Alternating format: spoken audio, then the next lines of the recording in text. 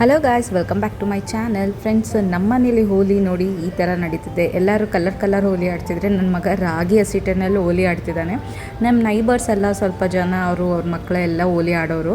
ನಾನಿಲ್ಲಿ ನೈಟು ಮುದ್ದೆ ಮಾಡ್ತಾಯಿದ್ದೆ. ಬೆಳಗ್ಗೆಲ್ಲ ನನ್ನ ಮಗ ಪಾಪ ಅವರೆಲ್ಲ ಆಡೋದನ್ನ ಬಗ್ಗೆ ಇದ್ರ ಮೇಲೆ ರೇಲಿಂಗ್ಸ್ ಮೇಲೆಲ್ಲ ನಿಂತ್ಕೊಂಡು ನೋಡ್ತಾ ಇದ್ದ. ಪಾಪ ಅವನಿಗೂ ಇಷ್ಟ ಆಯಿತು ಅನಿಸುತ್ತೆ. ಪಕ್ಕದಲ್ಲೇ ರಾಗಿ ಹಸಿಟ್ಟು ಜರಡಿ ಇಟ್ಬಿಟ್ಟು ಮುದ್ದೆ ಮಾಡೋದಕ್ಕೆ ಇನ್ನೂ ಸ್ವಲ್ಪ ಹಸಿಟ್ಟು ಉಳಿದಿತ್ತು, ಹಂಗೆ ಇಟ್ಟಿದ್ದೆ. ಅಷ್ಟೊತ್ತು ನನ್ನ ತಂಗಿನೂ ಬಂದಿದ್ಲು. ಕೈ ಹಿಡ್ಕೊಂಡು ಓಲಿ ಹಾಕಿ ಬಚ್ಚಿಕೊಂಡು ಹಾಕ್ತಾರಲ್ಲ ಓಲಿ, ಆ ಥರ ಹಾಕೋದಕ್ಕೆ ಹಿಂಗೆ ಇಟ್ಕೊಂಡ. ಏನು ಯಾಕೆ ಈ ಥರ ಇಟ್ಕೊಂಡಿದ್ದಾನೆ ಅಂತ ನೋಡಿದ್ರೆ ಅವಳು ಬಂದ ತಕ್ಷಣ ಓಲಿ ಅಂದ್ಬಿಟ್ಟು ಎರ್ಸ್ತಾ ಇದ್ದಾನೆ. ನನಗೆ ನೋಡಿ ಆಶ್ಚರ್ಯ ಆಗೋಯಿತು.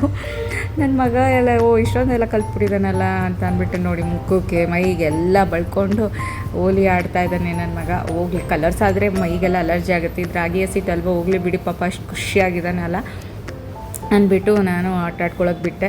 ಲಾಸ್ಟಿಗೆ ಅದು ರಾಗಿ ಹಸಿಟ್ಟು ಚೆಲ್ಲೋಯ್ತು ಅಂದ್ಬಿಟ್ಟು ಬಟ್ಲು ಬಿಸಾಕಿ ಕೆಳಗೆ ಫುಲ್ಲು ಕೋಪ ಮಾಡಿಕೊಂಡು, ಅಯ್ಯೋ ಆ ಬಟ್ಲು ಬಿಸಾಕಿದ್ದು ನನ್ನ ತಂಗಿ ಅಂತೂ ಎದ್ರುಕೊಂಡೇ ಬಿಟ್ಲ, ಅದು ಅಷ್ಟು ಸೌಂಡ್ ಆಯಿತು.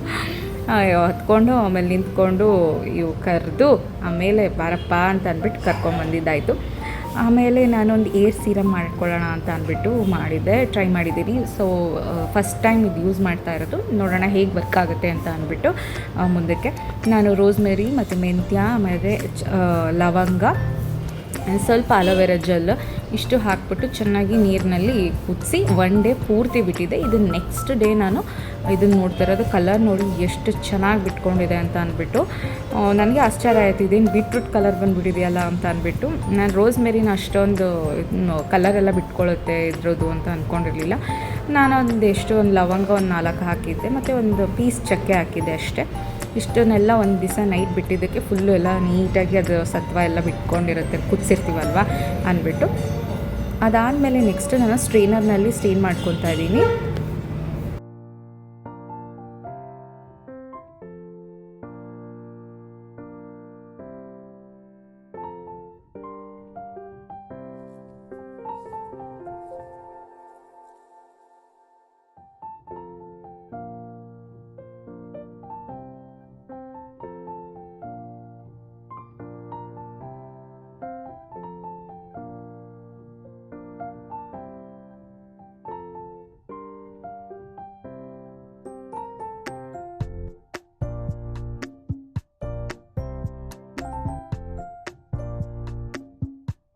ನನ್ನ ಹತ್ರ ಒಂದು ಸ್ಪ್ರೇ ಬಾಟ್ಲ್ ಇತ್ತು. ಸೊ ಸ್ಪ್ರೇ ಬಾಟಲ್ಗೆ ಹಾಕ್ಕೊಂಡ್ರೆ ಏರ್ಗೆ ಅಪ್ಲೈ ಮಾಡಬೇಕಾದ್ರೆ ಸ್ವಲ್ಪ ಈಸಿ ಆಗುತ್ತೆ ಅಂತ ಅಂದ್ಬಿಟ್ಟು ಏರ್ ಅಪ್ಲಿಕೇಟರ್ ಇರುತ್ತಲ್ಲ ಸ್ಪ್ರೇ ಬಾಟಲು, ಅದಕ್ಕೆ ಹಾಕ್ಕೊತಾ ಇದ್ದೀನಿ.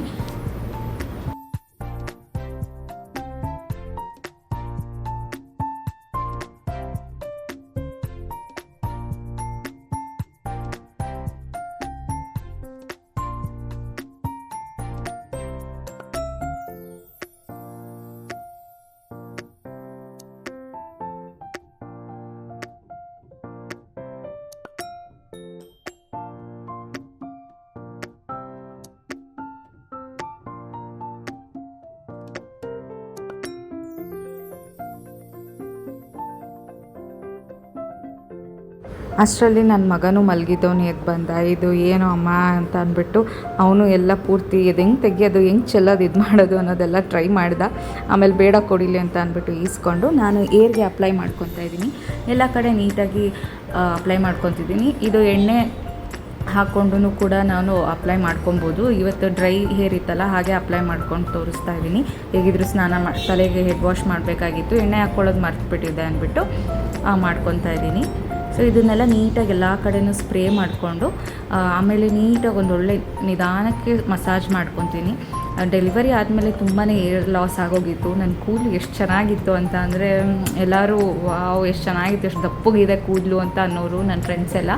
ಅಷ್ಟರ ಮಟ್ಟಕ್ಕೆ ಚೆನ್ನಾಗಿದ್ದಿದ್ದು ಕೂದಲು. ಬಟ್ ಏನೂ ಮಾಡೋಕ್ಕಾಗಲ್ಲ, ಅದು ಎಲ್ಲರೂ ಫೇಸ್ ಮಾಡಿರ್ತಾರೆ ಆಫ್ಟರ್ ಡೆಲಿವರಿ. ನಾನು ಏನು ಅಂದರೆ ನನ್ನ ಫುಡ್ ರೋಟೀನು ಮೊದಲು ಹೇಗೆ ಎಲ್ಲ ಚೆನ್ನಾಗಿ ಹಣ್ಣು ಎಲ್ಲ ಹಾಲು ಎಲ್ಲ ಕುಡಿತಾ ಇದ್ದೆ. ಬಟ್ ಇವಾಗ ಅವೆಲ್ಲ ಹಣ್ಣು ತಿನ್ನಲ್ಲ, ಹಾಲು ಕುಡಿಯೋಲ್ಲ, ಒಂದು ಹೆಲ್ತಿ ಫುಡ್ ಅನ್ನೋದನ್ನೇ ಸ್ವಲ್ಪ ಬಿಟ್ಬಿಟ್ಟಿದ್ದೀನಿ. ಮಾಮೂಲಿ ತರಕಾರಿ ಸಾರು ಅನ್ನ ಆ ಥರ ತಿಂತೀನಷ್ಟೇ. ಒಂದು ಏನು ಪ್ರೋಟೀನ್ ಬೇಕೋ ಆ ಪ್ರೋಟೀನ್ ನಾನು ಕೊಡ್ತಾಯಿಲ್ಲ. ಸೊ ಇನ್ಮೇಲಾದರೂ ಸ್ವಲ್ಪ ಹೇರ್ ಕೇರ್, ಸ್ಕಿನ್ ಕೇರ್ ಎಲ್ಲ ಸ್ವಲ್ಪ ನಿಗಾ ಮಾಡಬೇಕು ಅಂತ ಅಂದ್ಕೊಂಡಿದ್ದೀನಿ. ನೋಡೋಣ. ನನ್ನ ಮಗನ್ನ ಇದರಲ್ಲೇ ಕಳೆದೋಗ್ಬಿಡುತ್ತೆ ಎಲ್ಲ, ಅದು ಪೂರ್ತಿ ಡೇ ಎಲ್ಲ. ಅದರಲ್ಲಿ ನಾನು ಮಾಡ್ಕೋಬೇಕು ಅಂತ ಅನ್ಕೋತಾ ಇರ್ತೀನಿ, ಬಟ್ ಮರ್ತೇ ಹೋಗ್ಬಿಟ್ಟಿರ್ತೀನಿ at the end of the day. ಹಾಗೆ ಆಗುತ್ತೆ ಯಾವಾಗ್ಲೂ. ಸೊ ಇದು ನೆಕ್ಸ್ಟ್ ಡೇ, ಇದು ರ್ಯಾಂಡಮ್ ವ್ಲಾಗ್ ಆಗಿರುತ್ತೆ. 2-3 ದಿವಸದ್ದು ನಾನು ಜಾಯಿನ್ ಮಾಡಿ ಹಾಕ್ತಾಯಿದ್ದೀನಿ. ಮಾರ್ನಿಂಗ್ ಅವನಿಗೆ ವಾಕಿಗೆ ಅಂತ ಕರ್ಕೊಂಡು ಹೋಗಿದ್ವಿ ಪಾರ್ಕಿಗೆ. ಅವನು ವಾಕೇ ಮಾಡಲ್ಲ, ಎತ್ಕೊಂಡು ತಿರುಗಿಸಿ ಅಂತಾನೆ ಓಡಾಡೋ ಅಂತ ಆದರೆ ಮಾಲ್ಗಳಿಗೆಲ್ಲ ಹೋಗ್ಬಿಟ್ರೆ ಅವನೇ ಹಿಡಿಯೋದಕ್ಕೆ ಆಗಲ್ಲ, ಹಂಗೆ ಓಡೋಗ್ತಾ ಇರ್ತಾನೆ ಅಷ್ಟು ದೂರ.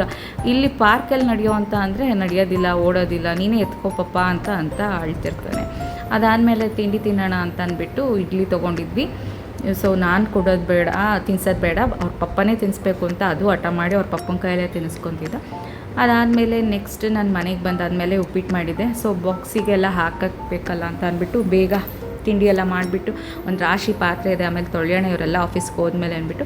ನನ್ನ ತಂಗಿ ಮನೇಲೇ ತಿನ್ನೋಕೆ ಲೇಟ್ ಆಗುತ್ತೆ, ಆಫೀಸ್ಗೆ ಬಾಕ್ಸ್ ಹಾಕ್ಬಿಡಿ ಅಂತ ಅಂದಿದ್ಲು. ಸೊ ಅವಳಿಗೆ ಊಟಕ್ಕೆ ಮತ್ತು ತಿಂಡಿಗೆ ಅಂದ್ಬಿಟ್ಟು ಅಲ್ಲಿ ಆಫೀಸ್ಗೆ ಹೋದ್ಮೇಲೆ ತಿಂತಾಳೆ ಅಂತ ಅವಳಿಗೊಂದು ಬಾಕ್ಸು, ರಾಕೆ ಒಂದು ಬಾಕ್ಸ್ ಎಲ್ಲ ಹಾಕ್ಬಿಟ್ಟು ಮೊಸರೆಲ್ಲ ಆಚೆ ತೆಗೆದಿಟ್ಟೆ. ಇವಾಗ ಸಮ್ಮರ್ ಅಲ್ವಾ, ಸ್ವಲ್ಪ ಮಜ್ಜಿಗೆ ಎಲ್ಲ ಮಾಡ್ಕೊಂಡು ಕುಡಿಯೋಣ ಅಂತ. ಕೌಂಟರ್ ಟಾಪು ಮತ್ತು ಗ್ಯಾಸ್ ಸ್ಟವ್ ಸ್ವಲ್ಪ ಕ್ಲೀನಾಗಿದ್ಬಿಟ್ರೆ ಎಷ್ಟೋ ನೆಮ್ಮದಿ ಅನಿಸುತ್ತೆ, ಇಲ್ಲಾಂದರೆ ಅಡುಗೆ ಮನೆ ನೋಡೋದಕ್ಕೆ ಆಗೋಲ್ಲ. ಇವರೆಲ್ಲ ಆಫೀಸ್ಗೆಲ್ಲ ಹೋದಾದಮೇಲೆ ನನ್ನ ಕೆಲಸ ಮತ್ತೆ ಸ್ಟಾರ್ಟ್ ಆಗುತ್ತೆ. ಆ್ಯಸ್ ಯೂಶ್ವಲ್ ಹೌಸ್ ವೈಫ್ ಕೆಲಸ ಇದ್ದೇ ಇರುತ್ತಲ್ವ, ಅದ್ರ ಜೊತೆ ನನ್ನ ಮಗನ ನೋಡ್ಕೊಳ್ಳೋದು. ಸೊ ಇದಾಗಿತ್ತು ನನ್ನ ವ್ಲಾಗ್. Thank you.